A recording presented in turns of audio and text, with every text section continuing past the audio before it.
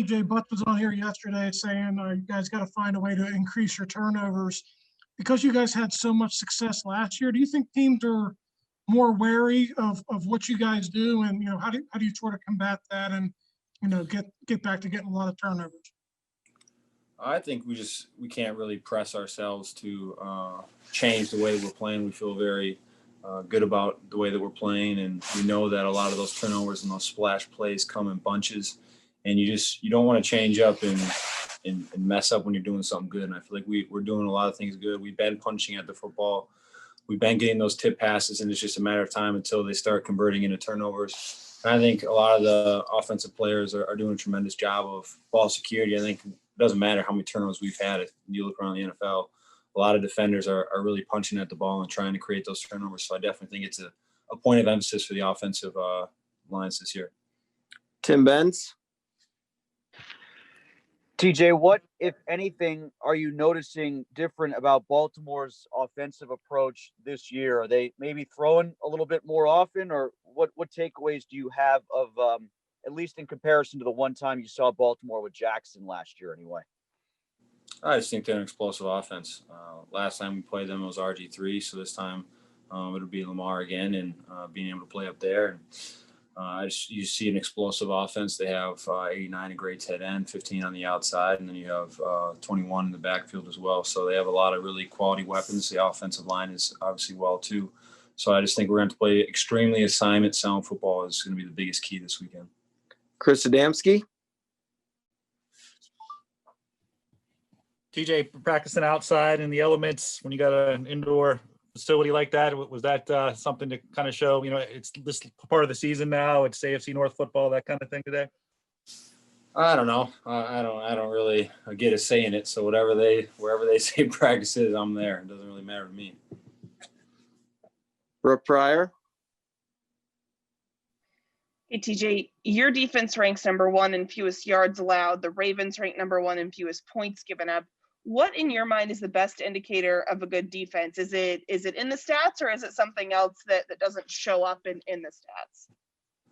I'm not sure. I don't really compare our defense to our defenses. I don't watch a lot of other defenses just because I study the offensive side of the ball so much. But I know that if you turn on the tape, you want to see teams that are flying around, trying to create turnovers, and I feel like we have that here. And the great thing about being the Pittsburgh Steelers and being here is these guys aren't satisfied. None of us are satisfied. We know where we want to be, and we know that we're not close to it yet, and that's what's so encouraging. All right. We'll see if there's any follow-ups. Chris, did you have a follow-up? I just wanted to ask, although you kind of just said you don't watch other defenses, but maybe even, I don't know, growing up or when you're in college or whatever, I mean, is there a national reputation for Wisconsin, the Steelers and Ravens, those two defenses, especially in the same division, everything kind of going at each other is sort of a peak defense, I guess? Oh, yeah. I think anytime you can be in a five-star matchup like we like to say here, it's a big-time opportunity. But like I said before, we're not trying to press. We're just trying to be who we are and who we know we're capable of being, and that's why it was huge to have a great week of practice like we did this week. And looking forward to Sunday very much. All right, I got time for two more. Jenna Harner, go ahead. TJ, you mentioned being in that five-star matchup. You guys have been in those matchups for at least the last 3 weeks here. How fired up are you guys, especially going into this week, knowing that obviously there is a lot on the line, but at the same time, you're going against a guy like Lamar Jackson?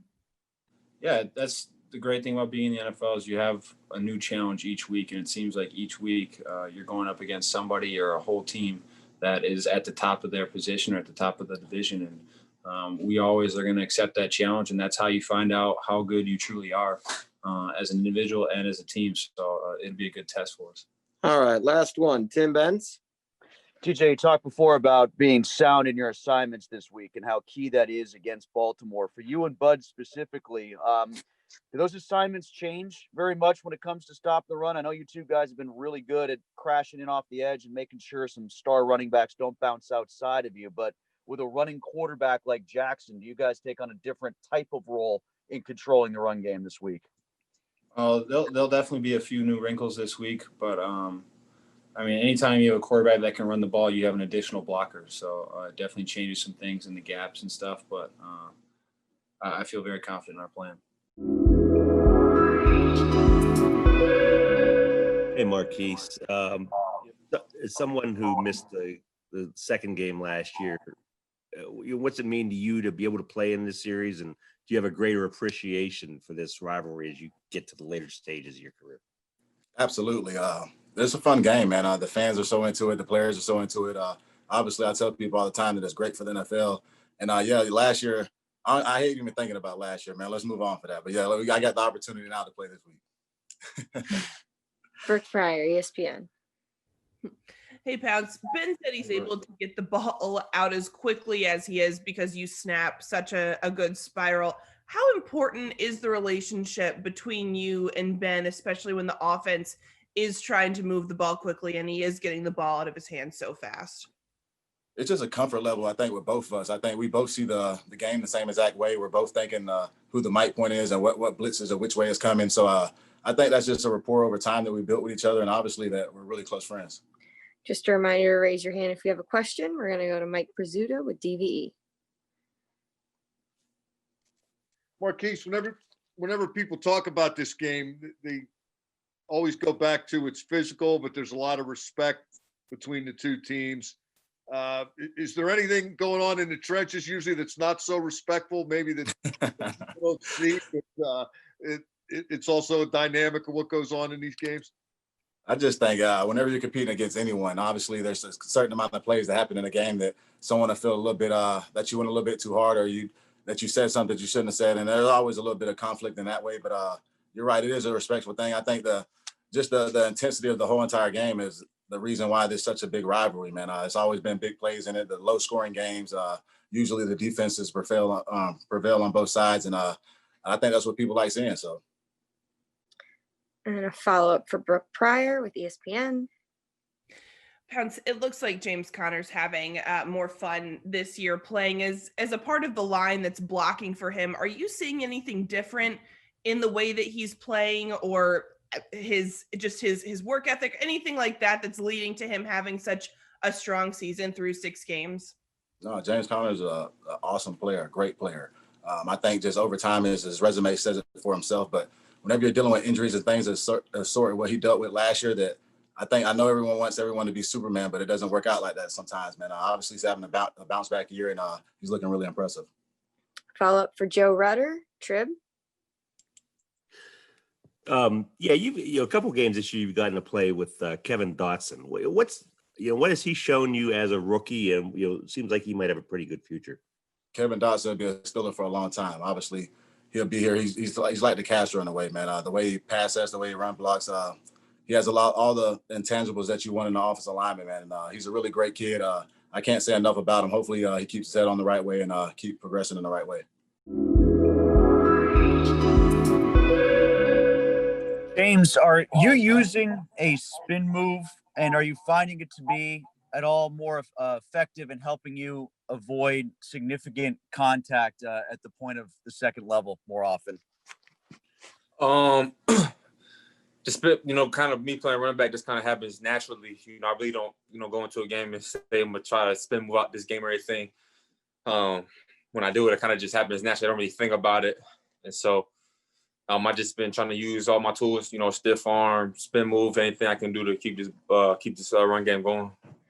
All right, Brooke Pryor, ESPN.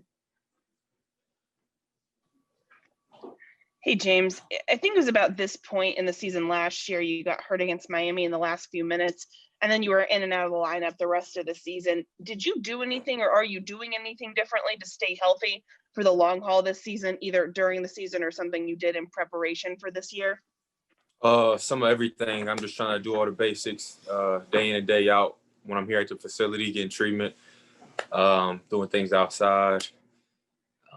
Nutrition. I'm just trying to have all areas of my game to be on point so I can just continue to be healthy this year and contribute to this team. Chris Adamski, Trib. James, rainy and cold outside today. I don't know if Coach Tomlin kind of sent a message or something. You guys didn't go indoors. What was it like practicing out the other day? And is that a message at all when you play AFC North football? Yeah, we realized that weather, will be, it's something we deal with in the AFC North. And so, the weather's, supposed to be similar in Baltimore than it was today. So I had to practice through because that's what it's going to be like on game day. All right, Tim Benstrib. James, I can't remember exactly how it was phrased during the game, but one of the guys in the national broadcast against Tennessee, he said that it looks like you're running the ball as if every carry is the last carry of your career. Are you finding yourself running with that kind of desperation, and are you happy that it's being interpreted that way? Yeah, I always try to run hard. I'm just trying to play physical, play fast, and just play free. That's when I'm at my best, when I just can know the game plan well and just try to execute and just play football. So, it's just big games, week after week. So I'm just trying to play big. Jenna Harner, PXI. James, what's the mood in the locker room like right now? I mean, after you guys have played, what Coach Tomlin called the game of the week for the last 3 weeks here, what's the mood in the locker room heading into this week against Baltimore? Nothing's really changed. And I think that's the beautiful thing about our team is, our vibe has been the same really ever since training camp. We're not acting different, trying to do anything week in and week out. We're just trying to stay consistent and doing our basics, our fundamentals. And so I haven't noticed any different change in the vibe this week. So team, we focused and just trying to keep getting better. All right, I want to get TJ on, so I'm just going to do two more. Brooke Pryor, ESPN. James, when we talked to you in the offseason about the possibility of opting out because of COVID, you were pretty adamant that that was not a thought at all. At that point, did you have an idea that you could have the strong season that you're having? Was that motivation to play no matter, the virus or anything like that? Yeah, I trained really hard in the offseason, so I wasn't really too concerned about the COVID. I did all the protocol and everything that we need to do to stay safe. But I always feel like I can have a big season with my talents and my work ethic. So, all right, last question, Chris Adamski, Trib. James, offensively, you guys, do you feel like there's enough receivers that, Juju, came in, he's your veteran, he's your number one guy. If there's somebody missing, are you guys okay receiver wise with the depth you have? Yeah, everybody who's healthy, they're going to have to take the field and just play big for us and execute. Got a lot of great receivers, a lot of great backs. Obviously, our QB in line. We're just trying to put it together and play off of our defense. Our defense is, playing incredible. So, when you put all three phases along with special teams, we're getting big play in there. Good team.